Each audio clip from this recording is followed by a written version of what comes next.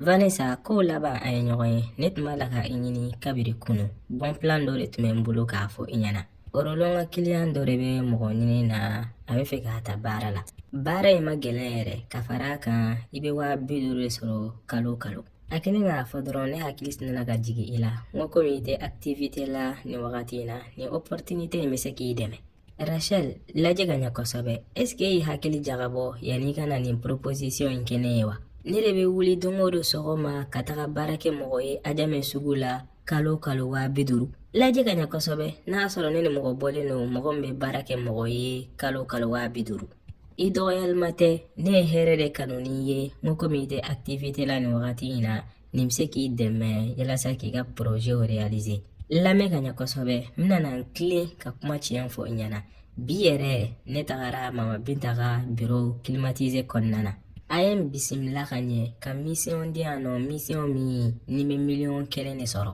baara gɛlɛn yɛrɛ tɛ a jɛɲɔgɔnw dɔw de nana tourisme na Côte d'Ivoire yan nɔ ko n ka taga olu de accompagner u bɛ fɛ ka taga Asini visiter ka fara Yamoussoukro kan ani San Pedro ne bɛna na visiter kɛ u nɔfɛ o mun yɛrɛ ye opportunité dɔ ye ka fara a kan mission laban na n bɛ tila ka sara miliyɔn 1 baara gɛlɛn tɛ yɛrɛ ka yɛlɛ u nɔfɛ ani ka yɔrɔw yira u la Vanessa ne b'a dɔn k'a fɔ i ta de i yɛrɛ ye i bɛ se ka ko kɛ komi man'i ja nka n b'i deli i janto i yɛrɛ la kosɛbɛ ka d'a kan wagati bɛɛ an bɛ nin histoire in n'a ɲɔgɔnna caman mɛn u kuncɛ cogo tɛ ɲa i bɛ taa sɔrɔ muso caman de bɛ yen u bɛ tunu dɔw yɛrɛ su de bɛ ye hôteliw kɔnɔna na ɲɛnamaya in kɔnɔna na mɔgɔ si de tɛ fɛn sɔrɔ ka taa sɔrɔ i ma sɛgɛn ne m'a fɔ l'argent facile tɛ yen nɔ dɛ nka caman kɔfɛla ye nimisa de i y'i ka fantandenya conseil ninnu daminɛ tuguni kɛ e bɛ miiri de i n'a fɔ maa min ma deli ka 20,000 ye a ɲɛ na n'a bɛ hakili la k'a fɔ e bɛ fɛɛrɛ min na bitigi la ani ka to ka taga conférencew la o de bɛna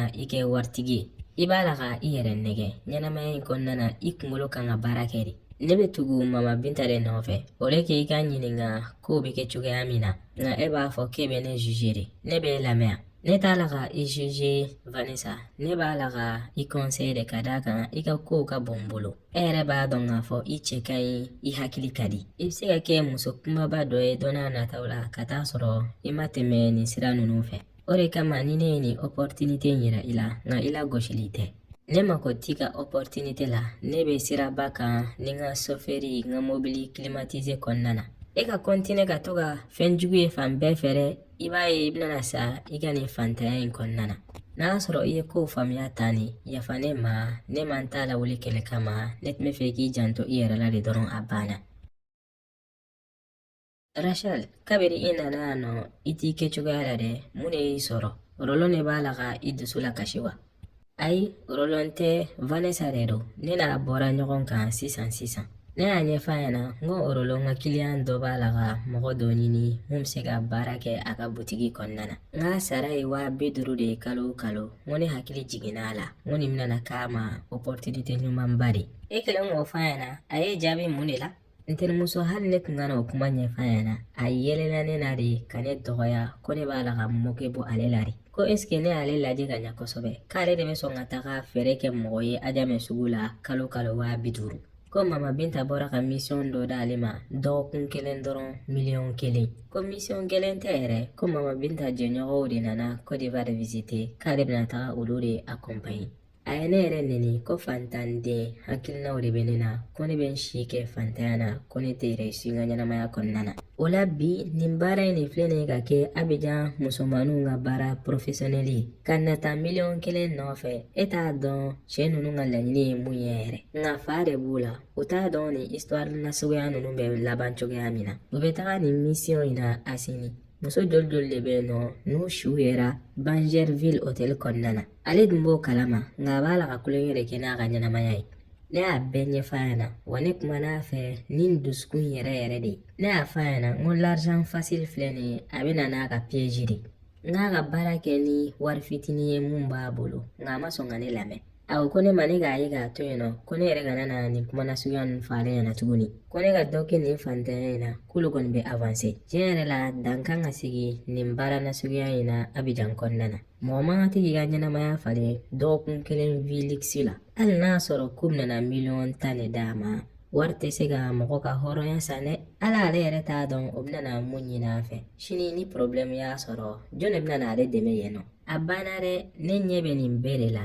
nka olu hakili la k'a fɔ an kɛlɛyalen de b'u la. Ne yɛrɛ de sɛgɛnna kuma na, ka d'a kan ne ye kuma na suguya bɛɛ lajɛlen f'a ɲɛna. Nka n'i y'a ɲininka a b'a fɔ jugu si de t'a la dugumakolo in sanfɛ ne tɛ. I yɛrɛ la lafiya n terimuso, i y'i seko kɛ, mɔgɔ dan y'i se dɔrɔn de. N'a fɔra k'i k'a to, n'i m'a to, n'a tɔnna i kelen kɔrɔ, i kelen tɛna n'a cɛ. Ne y'a jateminɛ sisan, conseil yɛrɛ de tɛ mɔgɔ conseil, conséquence de bɛ mɔgɔw conseil sisan. An k'u to yen nɔ, n'u ye problème min sɔrɔ, o y'u kungo de. Ne tun bɛ fɛ k'a dɛmɛ de dɔrɔn ka d'a kan ne b'a la ka minɛ de i n'a fɔ n balimamuso dɔ. Ne b'o dɔn, wa Ala yɛrɛ b'o dɔn k'a fɔ kanu tɛ k'a tɛgɛrɛ fɔ mɔgɔ kun baara jugukɛ la. Kanu yɛrɛ ka conseil di mɔgɔ ma, ka tiɲɛ fɔ a ɲɛna hali n'a sɔrɔ a tɛ bɛn a ma. Nka o to yen nɔ, sini ninnu nana e ka tiɲɛ lasegin i ma, nka o b'a sɔrɔ wagati taara ka dan kɛ. Tiɲɛ yɛrɛ la i cɛ ka ɲi vraie vie la ka tɛmɛ hali photo yɛrɛ kan. I ni ce i ka nin kumakan duman ninnu na. Tiɲɛ yɛrɛ la Asini y'a dan de. Hôtel cɛ ka ɲi, plagew bɛ yan nɔ, lafiya ni hakilisigi dan. N tɛna n'a fɔ ko n bɛ munumunu ka kuma caya. Tiɲɛ yɛrɛ la i cɛ ka ɲi. I jɛlen don, i farisogo ka ɲi i n'a fɔ crème fraîche. Ne nakun ye ka na n profiter ka na n hakili la lafiya. N bɛ fɛ i ka kɛ n kɛrɛfɛ bi su in na, n b'a jigiya i b'a la ka n ka kuma laɲini faamuya. Awɔ kɛ, n ko ne bɛ yan o yɛrɛ de kama. Ni kow ɲɛna i n'a fɔ n b'a jigiya cogoya min na, n bɛ 500 fara i ka sara kan. Ah bon, i b'i sɔbɛ de la? Awɔ n bɛ n sɔbɛ de la. Ni kow kɛra i n'a fɔ a ka di n ye cogoya min na kɔni, i bɛ se ka cadeau wɛrɛw yɛrɛ sɔrɔ yɛrɛ. Baasi foyi t'a la, ni wari kɔni bɛ yen kɔni, ne pɛrɛnnen don. Kana na jɔrɔ yɛrɛ, wari ko o tɛ ne ka problème ye ɲɛnamaya in kɔnɔna na. N'o de don n y'a mɛn, baasi foyi t'a la. Dɔgɔkun kelen tɛmɛnen kɔfɛ. I sigi yan nɔ, a ɲɛfɔ ɲɛna aw ka vacances tɛmɛna cogo di? A ɲuman tɛmɛna yɛrɛ de. Tiɲɛ yɛrɛ la, mission in diyara ne ye kosɛbɛ. Janko ne yɛrɛ ni cɛ min tun bɛ ɲɔgɔn fɛ, a ka ɲi yɛrɛ de. A tun bɛ kuma an fɛ ka ɲɛ, wa an tun bɛ hôtel 5 étoiles yɛrɛ de kɔnɔ. Restaurant dumanw tun bɛ yen nɔ, an tun bɛ munumunu baton kɔnɔnaw na. Tiɲɛ yɛrɛ la, a y'a janto ne na yɛrɛ de. A yɛrɛ kɔntana i kɔrɔ kosɛbɛ. A ko k'i y'a bila lɛzi la yɛrɛ de. A ko Mama Binta, i ka nin denni in ka ɲi yɛrɛ de. A ko k'i ka kow ka nɔgɔn, wa k'i bɛ mɔgɔ faamuya teliya la. O kɛlen ne yɛlɛla n kɔnɔ nin ka kow bɛ taga ɲɛ. Ne bɛ e de wale ɲuman dɔn Mama Binta. I ye ne bila ka taga mission in na, ne tun tɛ fɛ k'i jigilatigɛ. O de kama ne fana ye n seko bɛɛ lajɛlen kɛ ka cɛ la nisɔndiya. Yalasa siɲɛ filanan bɛ se ka bɔ a la cogoya min na. O la i bɛ se k'i ka danaya da ne kan Mama Binta. I y'a faamuya yɛrɛ de. I y'a mɛn k'a fɔ i bɛ taga siɲɛ filanan na, o y'a sɔrɔ siɲɛ fɔlɔ ta de jara. Client ka nin témoin nasuguya ninnu bɛ se ka kɛ sababuya ye ka dabaw yɛlɛ i ɲɛ. I ka mission ɲana, client nisɔndiyara i kɔrɔ, o la n bɛna na i ka miliyɔn ci ma sisan. Miliyɔn 1 cash. Tiɲɛ yɛrɛ la ne nisɔndiyara. Ne ma deli k'o ye n ɲɛ na yɛrɛ, jango k'a fɔ o bɛna kɛ ne yɛrɛ de ta ye. Ne ye faliya baaraw bɛɛ kɛ yan, fini feerew ni yɔrɔ jɔsiw.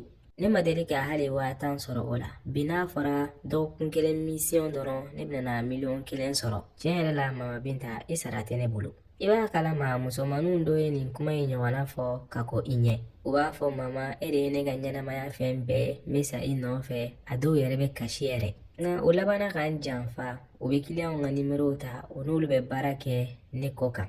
O bɛɛ de kama ne tɛ confiance da mɔgɔ kan teliya la. E t'a la, n b'i lajɛ fɔlɔ. Mama, n'i ka kumaw faamuya, nka ne ni olu tɛ kelen ye. Ne ye mɔgɔ tilennen de ye, ne tɛ nkalon tigɛ. E ye daw de yɛlɛ ne ɲɛ, hali ne fa ma se ka da minnu yɛlɛ n ɲɛ. O la ne bɛ tugu i kɔ ka espérance camanba de sɔrɔ i nɔfɛ. Ne tɛna i janfa n si bɛɛ lajɛlen kɔnɔna na, wa n bɛna i bonya i n'a fɔ n wolowoloba. Baasi foyi t'a la, wagati de bɛna na o yira an na. Kumakan in tɛ jate, kɛwale de bɛ jate. I komi n y'a ɲɛfɔ ɲɛna cogoya min na kabini ko daminɛ, n'i ka baara kɛcogoya ɲana, dabaw bɛna yɛlɛ i ɲɛ, i bɛna taga mission na fo Dubai. O don bɛ sɔn ka diya ne yɛrɛ Mama. Bi tɛmɛnen kɔfɛ, n bɛna i n'a fɔ i ka baarakɛden, hali n'a ka di ye n k'i ka fininɔgɔw de ko, k'i ka samaraw jɔsi, n b'o kɛ. N bɛ fɛ ka voyager, Dubai taga ka di n ye yɛrɛ de. N bɛ fɛ ɲɔgɔnnaninw ka n bonya quartier in kɔnɔna na. O ko b'i yɛrɛ de bolo, n'i bɛ fɛ ka succès sɔrɔ, i bɛ baara de kɛ. N'i bɛ fɛ warabaw bɛ dumuni kɛ yɔrɔ min na, i fana ka dumuni kɛ o yɔrɔ la, i bɛ baara de kɛ dɛ. N y'a faamuya Mama Binta. Samira, i sigi ka lamɛn n'i ka kiliyan kumana tiɲɛ yɛrɛ la a ma nisɔndiya i kɔrɔ. A ko k'i tun b'a la ka i yɛrɛ kɔnpɔrte i n'a fɔ denmisɛnnin fitinin. K'a ye kow dɔw kɛli ɲini i fɛ k'i ma sɔn. O la a ɲɛfɔ ɲɛna o sera ka e sɔrɔ cogo di? N bɛ hakɛto ɲini k'i fɛ a t'i n'a fɔ ne banna a bolo nka a ye kow dɔw de ɲini ne fɛ ne ma deli olu kɔnɔ suguya ninnu kɛli la. Ne panikɛra de ne t'a dɔn n bɛna o ko kɛ cogoya min na n bɛ hakɛto ɲini k'i fɛ. Ka hakɛto cogo di? E bolo ko yan ye kulonkɛkɛyɔrɔ de ye wa? N y'i bila ka taga misiyɔn na kabiri i ma taga n ye ko bɛɛ lajɛlen expliquer i ye. N k'i ma kiliyanw ye wura de ye wa o ye wariba de sara. I bɛ taga nin kɔnɔsuguya ninnu kɛ yen nɔ k'e sukɛra. N terimuso an ka baara tɛ kɛ tan tɔ dɛ. I ye tiɲɛ fɔ Mama halisa n bɛ hakɛto ɲini k'i fɛ i ka sansi laban di yan nɔ yalasa n ka n ka fili corriger. Nin ɲɔgɔnna tɛ n sɔrɔ tuguni n bɛ layidu ta i ye. Lamɛn ne tɛ se ka baara kɛ mɔgɔ nɔfɛ mɔgɔ min bɛ nin kɛcogoya la. I kan ka dɔn k'a fɔ nin ɲɔgɔnna opportunité tɛ sɔrɔ siɲɛ 2 dɛ. N'i bɛ fɛ ka wari sɔrɔ i bɛ fɛ ka belle vie kɛ i b'a assumer dɛ. Yan kiliyanw de ye wuraw ye. Ne tɛ se k'i to yen nɔ i ka kɛ sababuya ye ka ne la perdre n ka kiliyanw na. I ye tiɲɛ fɔ Mama n y'i faamuya ne yɛrɛ maloyara nin ko in na. Maloya t'a to k'i bɛ avancer dɛ. I yɛrɛ k'i terimuso Vanessa lajɛ a y'a ka baara kɛ ka ɲa. Kiliyan kɔntan'a kɔrɔ k'a bɛ mɔgɔ bonya k'a tɛ kow gɛlɛya. N'i bɛ fɛ ka wariba sɔrɔ ka voyager ka taga Dubaï i bɛ kɛ i n'a fɔ ne ɲɔgɔnna de dɛ. E bɛ fɛ ka so ɲumanw sɔrɔ ani mobili ɲumanw i n'a fɔ ne ɲɔgɔnna. E b'a kalama ne ye sacrifice min kɛ yalasa ka o sɔrɔ? Ayi Mama ne t'o dɔn nka n bɛ fɛ k'a dɔn n bɛ to i kɛrɛfɛ. I ɲɛ bɛ mɔgɔ caman na réseau sanfɛ so ɲumanw b'u bolo mobili ɲumanw b'u bolo wariba b'u bolo a b'aw hakili la k'a fɔ ko y'a sɔrɔ daga sunɔgɔ de la wa? Foyi de tɛ sɔrɔ daga sunɔgɔ la i bɛ baara de kɛ ka wari sɔrɔ. Nin de bɛna kɛ i ka sansi laban ye. N'i b'a dɔn k'a fɔ i labɛnnen tɛ baara in kama a fɔ ɲɛna i kana na kɛ sababu ye ka n ka kiliyanw perdre. N y'a faamuya labɛnnen don baara in kama n b'i deli sansi laban di yan nɔ. N bɛna na i ka conseils bɛɛ lamɛn ka baara kɛ n'o ye.